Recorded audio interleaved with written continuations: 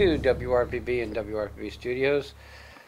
It's one of those days that I'm like, come to work because I love what I do and I love the people I meet. And no matter how much pain I'm in, and believe me when I tell you, I pulled a tendon in my arm and it hurts like heck. But I'm here. And with me is Jesse Roberts from Precision Disposal. Yes, sir. And you're on the Treasure Coast. We Yes. want to get that. But you're also in Tampa. Yeah, we cover the entire west coast of the state as well. It's an offshoot of our company here that we have over there as well. Okay, so how long have you been around the industry?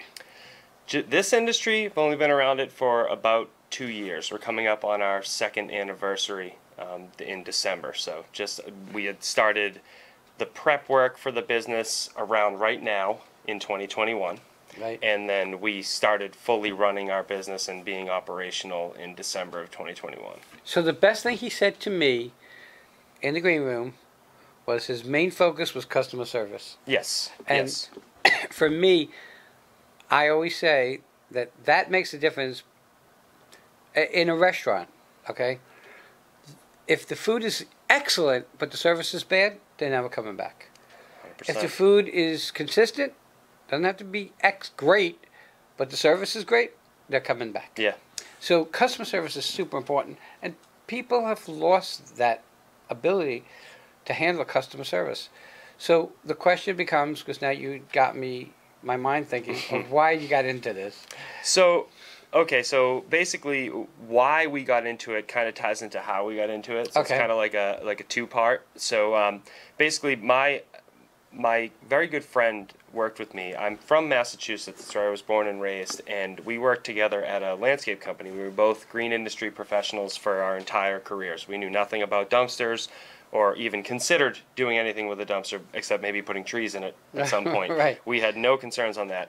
And my partner, he's now my partner, but at the time we were just working together in the green industry, and I had announced, because I was running that company, that I was moving away. Moving to Florida. So my partner now approached me, probably first person to say something after I had made the announcement, with a 6-week notice that I was heading here. He said, I'm leaving too. I said, what are you going to do? He said, I'm going all in with my digital marketing company. And I said, well, best of luck. And I'm sitting there going like, well, that sounds risky, but you know, he's really good at what he does in the green Right. industry. I'm like, well, okay, go for it. So, you know, fast forward a couple years later, I'm down here running a landscape company doing what I've always done. And I see this peculiar post on Facebook of my good friend and now partner's wife driving a large truck. And I'm like, what's going on here? So I call him and I'm like, what are you doing? He said, oh, I started a dumpster company on accident. I said, what? What do you mean? He said, well, I was just trying to do some lead generation, and it became such a hot item that I decided that I would just buy the equipment and start the business. And I said, okay. I said, well, you know, I'm kind of getting tired of the green industry myself. What do you think about, you know, doing that here? Could we put our heads together again like we used to? And Was he here already? no, he was in Massachusetts. Okay. So he's running this operation there, and he did some searching because he has the programs, you know, Right. like you were telling me about the technology with the people that you work with. He Right. has some programs he's able to look and see what the viability of doing what he was doing there was here. And it turned out, obviously, everybody who lives here knows that, you know, the city is very busy.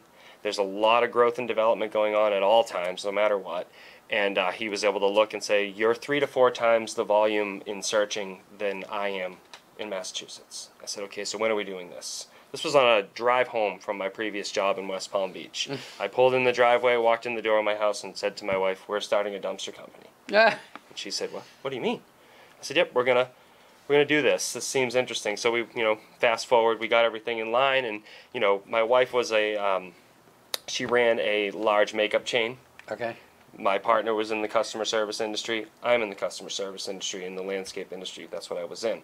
We just had that hyper focus around customer service because it's very, very important in the green industry, right? You have all these big communities, and these people all want to be treated like their one yard is the center of attention.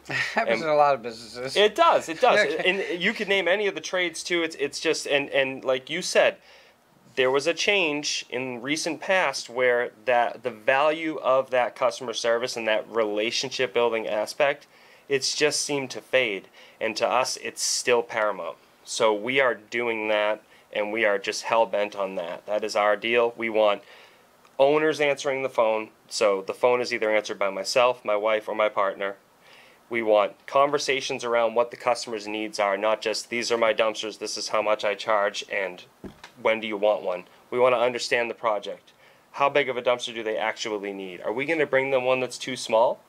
Let's listen to what they're doing. Let's understand it and put them in the right spot, make sure they spend the right money on what they need, and then our booking process is also super quick and easy. So it's all about the customer experience for us. That is just what we are focused on. We will not ever bend from that. So let me see if I get this right. So I'm doing a construction project on my house. I call you up and I say, hey, I'm tearing out my kitchen and I'm going to redo it. I need a dumpster. Mm-hmm. How do you know how big a dumpster I need? So we'll ask some questions. I would, or my wife. Usually my wife, she's fantastic at this. But I'll ask about, what's the square footage of the area that you're ripping apart? What types of materials are you actually disposing of? Are you gonna take the cabinets out? Are you ripping up the tile floor? Is there carpet involved? So we'll try to understand how big it is, and then we'll also explain the volume of the dumpster to the client. Like, okay, so this size dumpster is this wide by this tall by this long. Okay, so judging off of what you have for a need, does that sound like a good size for you? And sometimes I'll use, things like cars. Like, that would fit a Honda Civic inside of it. Okay. And they're like, oh, okay, so it'll fit like a Honda Civic. Okay, that might be a little bit too small. What's the next size? So there are two different ways of doing this. You can bring a smaller dumpster, and then you'll need another one, right? So you'll call me, hey, I'm halfway done with the kitchen, and I need another dumpster.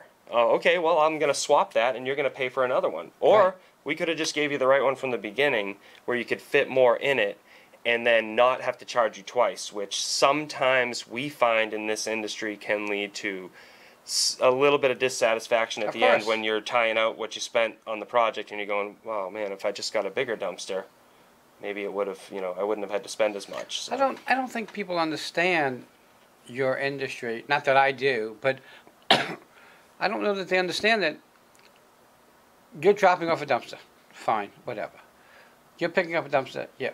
But it doesn't end there. You're just not picking up a dumpster and you have all the stuff. Now you have to dump it somewhere. Right. And there's a fee yes. for dumping stuff. Yes. Now, I call you up and I say, hey, I'm ripping out my kitchen.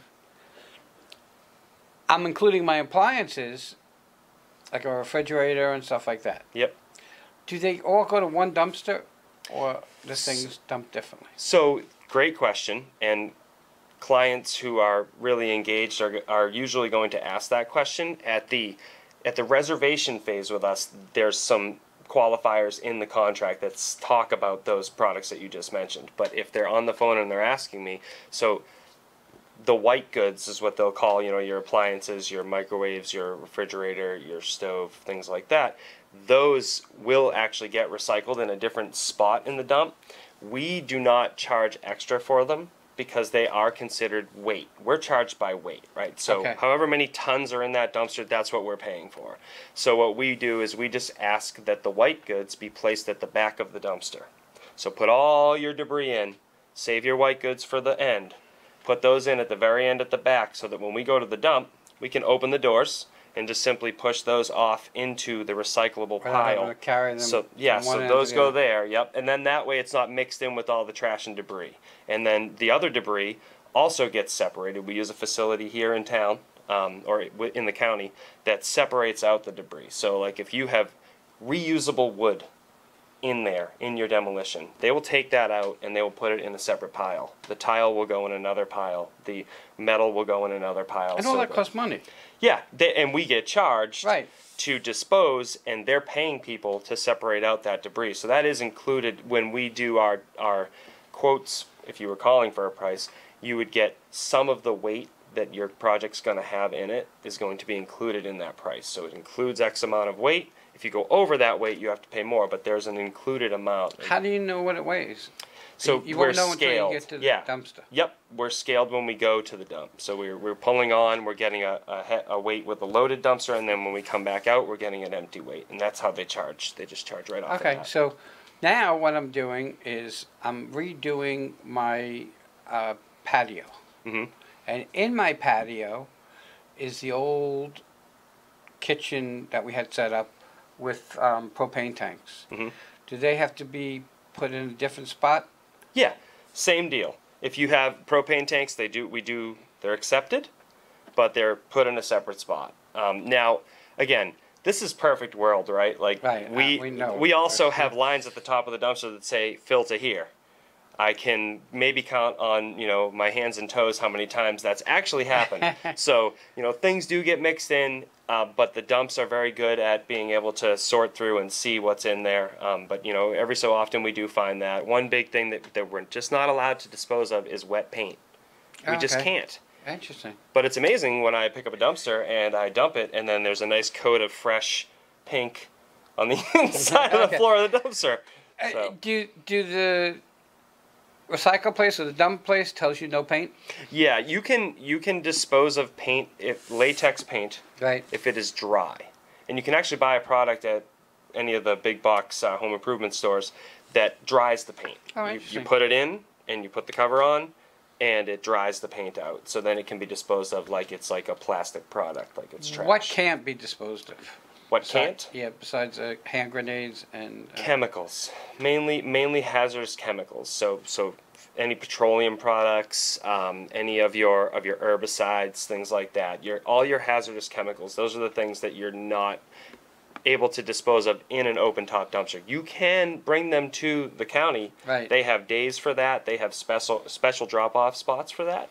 But you can't put that in an open top dumpster because in these counties, a lot of this waste still, even once it's filtered out, the actual waste will end up in a landfill somewhere. So the last product, the very last of what couldn't get separated and recycled, is going to end up in a hill somewhere. So they do not want the chemicals. Okay. And since you're the expert, and I'm not, but common sense would tell me that car batteries or stuff are something that you should not put in a dumpster. Yes, absolutely not. I mean, and also for the car batteries and things like that, you're going to get a core charge for that anyway. So go bring your battery back to the place you bought it and get that core charge back because they're charging you for that battery, bringing it back. So you may as well get the little bit of money back that they'll give you. Okay. And lastly, tires. Tires. So tires are on the list to not be mixed in. Mm-hmm. They can be disposed of here. They get recycled. So they just have to go in a separate spot. They're not supposed to be in the landfill. All right, so someone's, I don't know how to word this, but you don't do the clean out, right? We do. We Okay. do offer junk removal services. We do a little bit more of hand picking with our junk removal services. We get a lot of calls for them because in the world of Google, they're looking at junk removal and dumpster rental, and they're kind of putting them together. And sometimes the calls go back and forth between those two service lines. But we do them. But we actually try to focus more on the whole house clean out aspects rather than like the smaller pickups, Right. because in our business we're running so many dumpsters on a regular basis, just renting them out to our different clients. So you bring them, drop them, and then they call you when they're ready to be picked up. Yes, yep. And then on certain circumstances, we will do like we'll drop a dumpster, we'll fill it, and then we'll take it to the dump for you. And we do provide labor for that as well. Okay, so so you're dropping off a dumpster.